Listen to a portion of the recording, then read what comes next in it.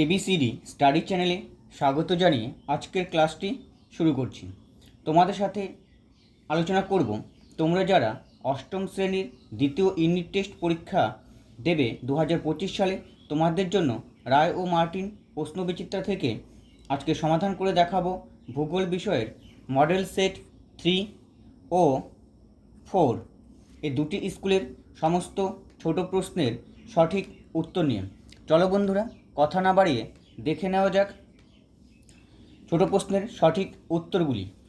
প্রথম প্রশ্ন, পৃথিবীর সবথেকে বেশি সংখ্যক স্থানীয় বায়ুর প্রভাব দেখা যায়। উত্তর হবে সি নাম্বার অপশান, ভূমধ্যসাগরীয় সন্নিহিত অঞ্চলে।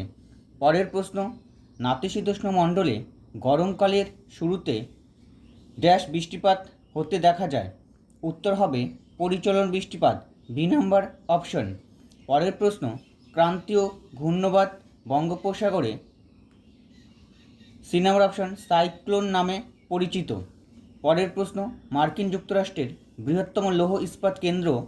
উত্তর হবে এ নাম্বার অপশন শিকাগো গ্যারি। পরের প্রশ্ন, পৃথিবীর উচ্চতম জলপ্রপাত হলো। উত্তর হবে এ নাম্বার অপশন অ্যাঞ্জেল। শীতকালীন প্রবল তুষারপাত। উত্তর হবে এ নাম্বার অপশন তৈগা মহাদেশীয় জলবায়ুর বৈশিষ্ট্য। দুই দাগে রয়েছে শূন্যস্থান পূরণ।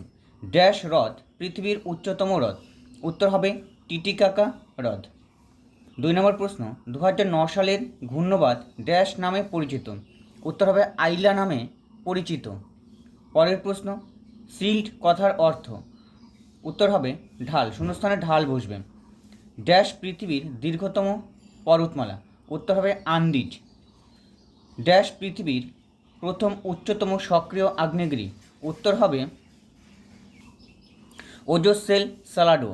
ড্যাশ রাজ্যে আমেরিকা যুক্তরাষ্ট্রের মধ্যে সর্বাধিক গম উৎপন্ন হয়। উত্তর হবে ডাকোটা রাজ্যে। তিন দাগে রয়েছে এক কথায় উত্তর দাও।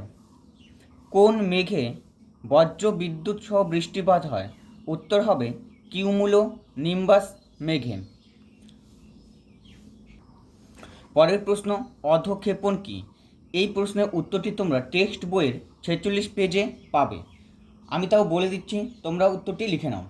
পৃথিবীর অভিকর্ষের টানে বায়ুমণ্ডল থেকে জলকণা বা বরফকণা ভূপৃষ্ঠে নেমে এলে তাকে অধক্ষেপণ বলে। আবার বলছি, পৃথিবীর অভিকর্ষের টানে বায়ুমণ্ডল থেকে জলকণা বা বরফকণা ভূপৃষ্ঠে নেমে এলে তাকে অধক্ষেপণ বলে। তিন দাগে রয়েছে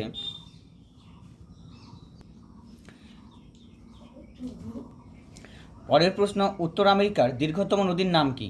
উত্তর হবে মিসিসিপি মিউসরি। মেঘের জলকণাগুলোর ব্যাস কত? উত্তর 0.02 মিলিমিটার। কোন জলবায়ু অঞ্চলে কোনো ঋতু পরিবর্তন হয় না? উত্তর হবে নিরক্ষীয় জলবায়ু অঞ্চলে কোনো ঋতু পরিবর্তন হয় না। পরের প্রশ্ন, অ্যাস্টেনশিয়া কি? উত্তর হবে দক্ষিণ আমেরিকা মহাদেশের পম্পাস অঞ্চলের পশুচারণ ভূমিকে অ্যাস্টেনশিয়া বলে। আবার বলছি উত্তরটি, দক্ষিণ আমেরিকা মহাদেশের পম্পাস অঞ্চলের পশুচারণ ভূমিকে অ্যাস্টেনশিয়া বলে। স্তম্ভ মেলানো। স্তম্ভ মেলানো বাফেলো। বাফেলো হবে ডি নাম্বার অপশন বৃহত্তম ময়দা শিল্প কেন্দ্র। শিকাগো। শিকাগো হবে ই নাম্বার অপশন পৃথিবীর কসাইখানা। গ্যারি। গ্যারি হবে বি নাম্বার অপশন লৌহ ইস্পাত শিল্পের রাজধানী। ডেট্রয়েট। ডেট্রয়েট হবে এ নাম্বার অপশান বৃহত্তম মোটরগাড়ি নির্মাণ কেন্দ্র। উইসকনসিন। উইসকনসিন হবে সি নাম্বার অপশান ডেয়ারি শিল্পের প্রধান কেন্দ্র। পাঁচ দাগে রয়েছে নিচের প্রশ্নগুলির উত্তর দাও। পঞ্চহ্রদের নাম লেখো। উত্তর হবে সুপিরিয়র, মিশিগান, হুরন, ইরি, অল্টারিও। আবার বলছি, সুপিরিয়র, মিশিগান, হুরন, ইরি, অল্টারিও। কোরিওলিস বল কি? উত্তর পৃথিবীর আবর্তন বা ঘূর্ণন গতির কারণে পৃথিবী পৃষ্ঠস্থ কোনো গতিশীল বস্তুর ওপর এক ধরনের বল কাজ করে যা বস্তুগুলোর দিক পরিবর্তন ঘটায়। একে কোরিওলিস বল বলে। আবার বলছি, পৃথিবীর আবর্তন বা ঘূর্ণন গতির কারণে পৃথিবী পৃষ্ঠস্থ কোনো গতিশীল বস্তুর ওপর এক ধরনের বল কাজ করে, যা বস্তুগুলোর দিক পরিবর্তন ঘটায়। একে কোরিওলিস বল বলে। পরের প্রশ্ন, কোন অরণ্যকে কেন পৃথিবীর ফুসফুস বলা হয়? উত্তর হবে, সেলভা অরণ্যকে পৃথিবীর ফুসফুস বলা হয়, কারণ পৃথিবীর 20% অক্সিজেনের যোগান দেয় এই অরণ্য। পরের প্রশ্ন, ফল কি? উত্তর হবে, উত্তর আমেরিকা মহাদেশের লরেন্সীয় জলবায়ু অঞ্চলে শরৎকালে গাছগুলির পাতা হলুদ অথবা লাল হয়ে ঝরে পড়ে, তাই শরৎকালকে এখানে ফল বলে। আবার উত্তর আমেরিকা মহাদেশের লরেন্সীয় জলবায়ু অঞ্চলে শরৎকালে গাছগুলির পাতা ঝরে হলুদ অথবা লাল হয়ে ঝরে পড়ে, তাই শরৎকালকে এখানে ফল বলে। এবার আলোচনা করব 4 নম্বর স্কুল। উত্তর পূর্ব ও দক্ষিণ পূর্ব আয়নবায়ুর মিলিত অঞ্চল ড্যাশ নামে পরিচিত। উত্তর হবে আন্তঃক্রান্তীয় অভিসরণ অঞ্চল বা ITCZ। পরের প্রশ্ন, লিবিয়া মরুভূমির উষ্ণ ও ধূলিপূর্ণ বায়ুকে ড্যাশ বলে? উত্তর হবে সিরোক্ষ। ড্যাশ বায়ুকে সমুদ্র বায়ু ও স্থল বায়ুর বৃহৎ সংস্করণ বলা হয়? উত্তর হবে মৌসুমী বায়ু। মৌসুমী বায়ুকে সমুদ্র বায়ু ও স্থল বায়ুর বৃহৎ সংস্করণ বলা হয়। পরের প্রশ্ন, ড্যাশ মেঘ বাম্পি ক্লাউড নামে পরিচিত? উত্তর হবে স্ট্র্যাটোকিউমুলাস মেঘ। পারানা, প্যারাগুয়ে ও উরুগুয়ে নদীর মিলিত প্রবাহ ড্যাশ? উত্তর হবে লা প্লাটা নামে পরিচিত।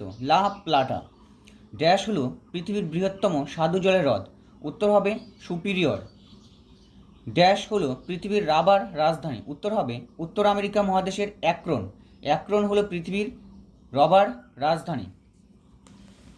সঠিক উত্তর নির্বাচন করো। উত্তর আমেরিকার নবীন ভঙ্গিল পর্বত? উত্তর হবে সি নাম্বার অপশান রকি। পৃথিবীর কসাইখানা নামে পরিচিত? উত্তর হবে B number option Chicago. Angel জলপ্রপাত সৃষ্টি হয়েছে? উত্তর হবে সি নাম্বার অপশান ওরিনকো নদীতে। দক্ষিণ আমেরিকার নাতিশীতোষ্ণ তৃণভূমি? উত্তর হবে পম্পাস নামে পরিচিত। B number option. আয়ন বায়ুর অপর নাম? উত্তর হবে পুবালি বায়ু। পরের প্রশ্ন, উষ্ণ স্থানীয় বায়ু? উত্তর হবে বি নাম্বার অপশান চিনুক নামে পরিচিত। পূর্ব চীন সাগরে ঘূর্ণিঝড়? সি নাম্বার অপশান হবে টাইফুন নামে পরিচিত।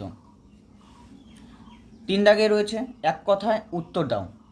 কোন মেঘকে বর্জ্য মেঘ বলে? উত্তর হবে কিউমুলো নিম্বাস। বৃষ্টি মাপক যন্ত্রের নাম কি? উত্তর হবে রেন গজ। গর্জন চল্লিশা কি?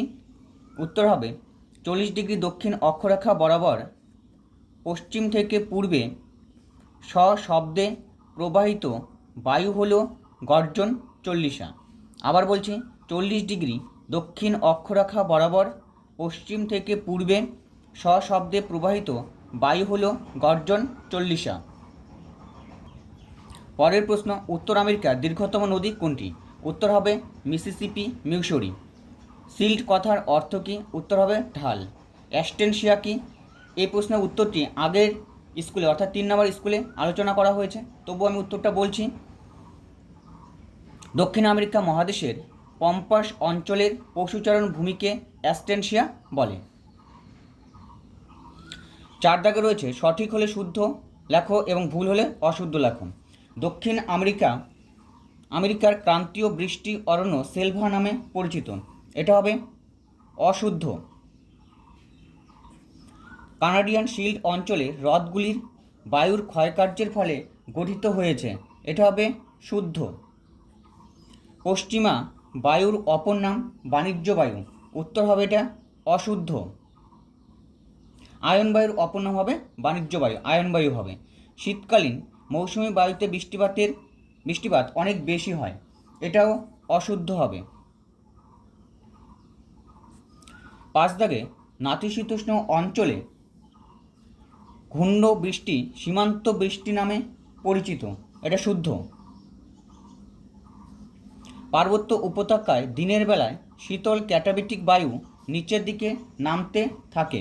এটা অশুদ্ধ হবে। কারণ নিচের দিকে নয় উপরের দিকে উঠতে থাকে।